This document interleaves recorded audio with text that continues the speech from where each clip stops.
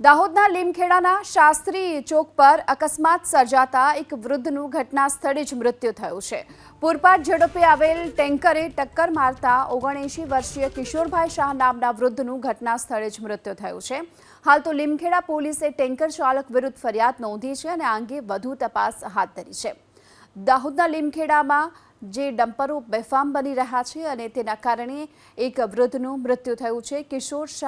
કિશોરભાઈ નામના વૃદ્ધનું ટેન્કરનું ટાયર ફાટી જવાના કારણે તેમનું મૃત્યુ થયું છે। ટેન્કર ચાલક વિરુદ્ધ હાલ તો ગુનો નોંધી અને પોલીસે વધુ તપાસ તેજ કરી છે।